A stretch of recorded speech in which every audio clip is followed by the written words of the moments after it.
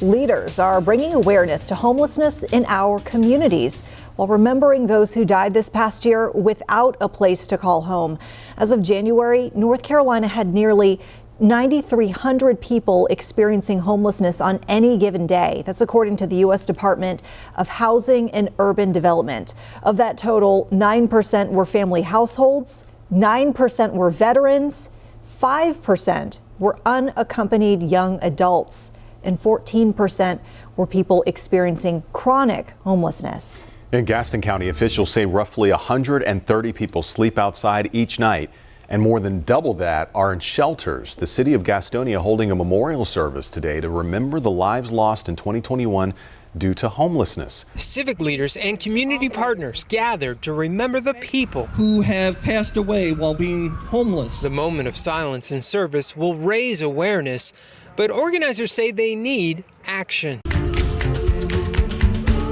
Now at 5:30, an update to a story we have been following out of Gastonia. Today, a Gastonia church says it's closing down its encampment where dozens of homeless people lived. There have been folks there actually months or even up to a year at this site. Faith, Hope and Love Community Enrichment Ministries is currently in a legal battle with the city of Gastonia for not complying with state and city ordinances.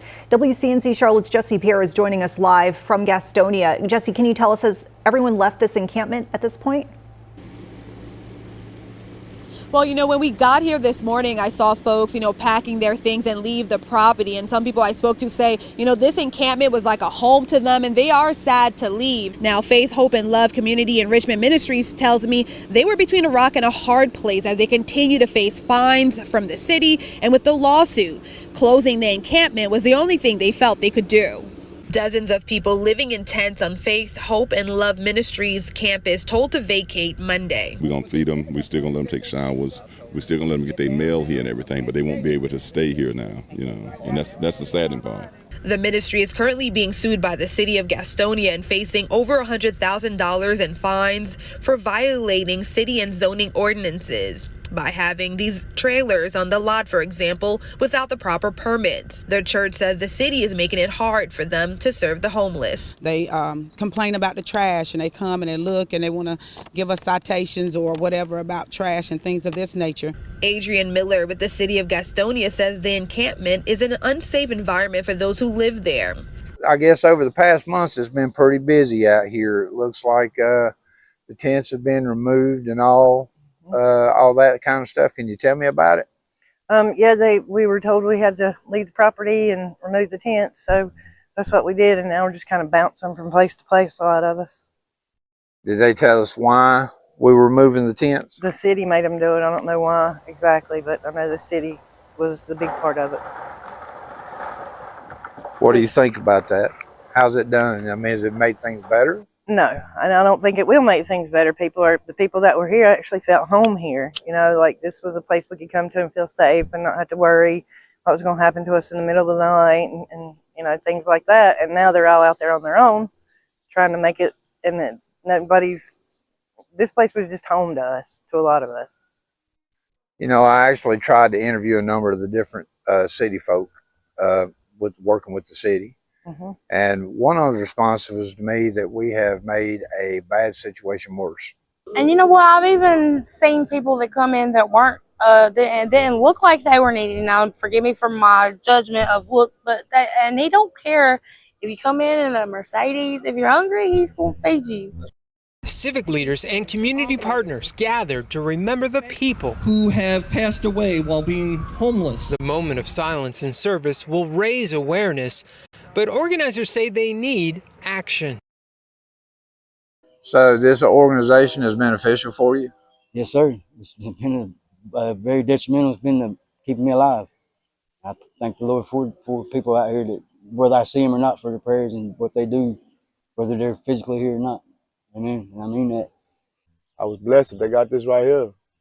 This church, one down the hill. They got City on the Hill Ministry, got Miss Joyce. And us being homeless, we complain a lot. But really, compared to other counties, man, we got it made.